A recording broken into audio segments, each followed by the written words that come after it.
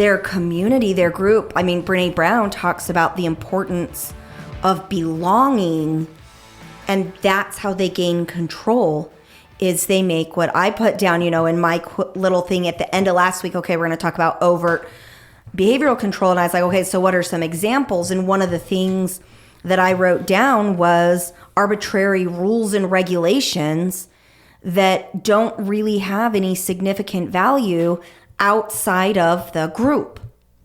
Yeah, well, and I think that a lot of Mormons would argue that the rules aren't arbitrary. They're pretty straightforward. And in some ways that's true. But if you look at the consequences for breaking the rules, that's very arbitrary. It's almost like we're talking about cults, right? So one of the things that oftentimes gets related to cults, even Luna does it, is an abusive relationship, right?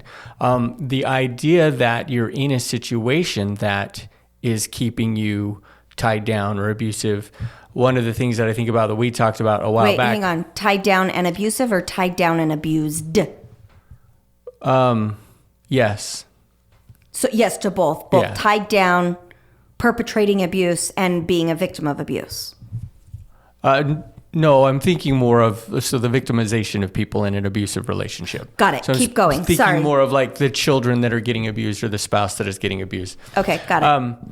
If you are in a relationship where if dad comes home angry, he's going to respond in such and such a way.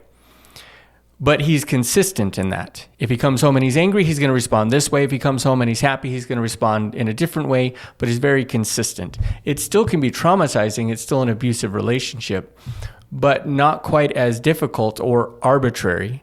Whereas if you don't know how dad is going to respond, he can come home happy, and in a flip of a switch, he's angry, and now he's doing stuff that you maybe have never even seen him do before, or her, or whoever the abuser is. It becomes very unpredictable and somewhat, in the way that you're describing, the way I think I understand what you're saying, arbitrary, in that his consequences as this abusive person are arbitrary. You don't know what he's going to do. So does that make sense what I'm saying? yeah, it does. And I in some ways agree and in some ways disagree. And so of course, as you're talking, I'm like, you know what, let's just get out the actual definition of arbitrary. And before I share, because I've got it right here on my phone. Right. But before I share the definition and kind of go a little bit deeper into this, you say the rule isn't arbitrary because it's predictable, or if it's unpredictable, and that kind of confuses me a little bit. I'm not sure.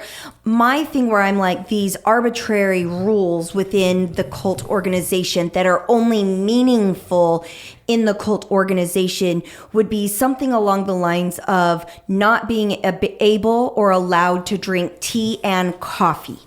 So how is this an arbitrary rule? Well, if I look at the definition here for arbitrary, the third one under a mathematical reason is of unspecified value. Now, of course, utilizing a mathematical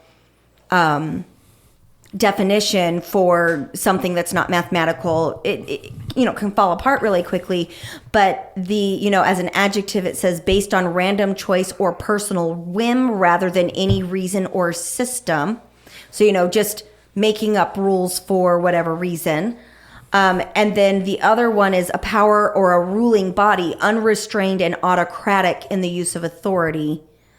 And so for me, I kind of still feel like the mathematical definition fits most with what I was referring to. Yeah, I think so. In the sense of, it's not really explained in Mormonism why you're not supposed to drink tea or coffee. Now, there's a ton of speculation, like it's an addictive substance.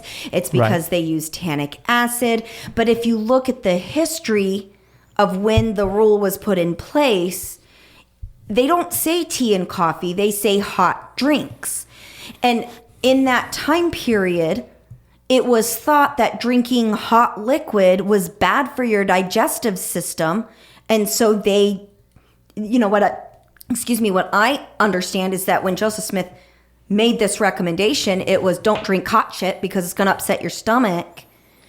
And then Right, it seems period driven. Right, period driven. And now that it can't be period driven, we need further revelation. And so they come up with tea and coffee. And, you know, in the medical research and nutrition research, we found that tea can be incredibly healthy and good for you. Coffee can be very good for you, you know, depending on how it's prepared and what system, you know, how synthetic it is or what chemicals are in it, blah, blah, blah, blah, blah, blah, blah. But honestly, drinking those in moderation might even have some significant health benefits.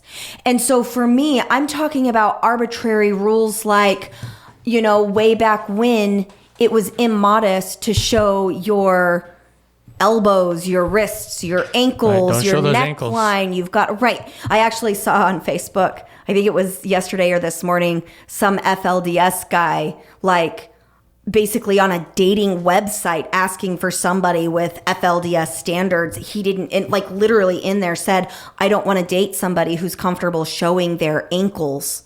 And I was like, oh, my pornographic ankles. I mean, like, for me, it was kind of funny. You do have some pretty good looking ankles. Well, and for the record, he said ladies, plural. So, you know, some concern. Mace, you like my ankles?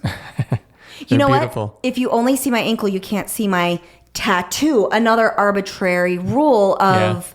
Yeah. Well, and let me take that just if I can a little bit further. So you're talking about this arbitrary rule in this case of coffee and tea.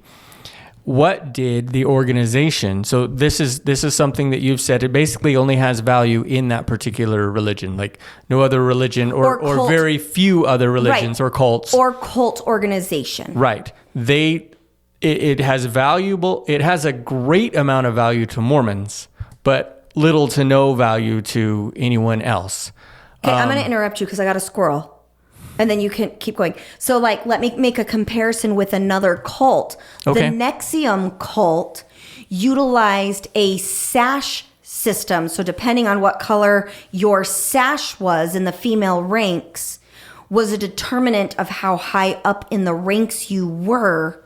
And so, suddenly, these sashes, these scarves in certain colors, suddenly became a very valuable thing that had significant meaning. But if that Nexium person was wearing that sash, let's say at, you know, the local Walmart here in Osage Beach, Missouri, most people are not going to have any idea. They don't care about the scarf at all. What that significance is. You know, same thing with like your Boy Scout ranks. Not saying Boy Scouts is a cult, but once again, those, you know, we've got these tiger, bear, wolf, you know, ranks. They really don't mean anything unless you are inside the scouting thing. And so you can see these like tokens or symbols that are somewhat arbitrary in lots of organizations that are not cults.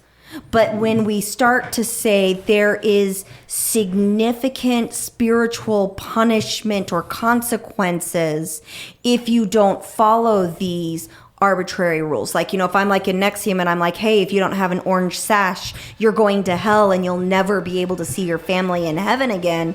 Okay, now we've got a problem.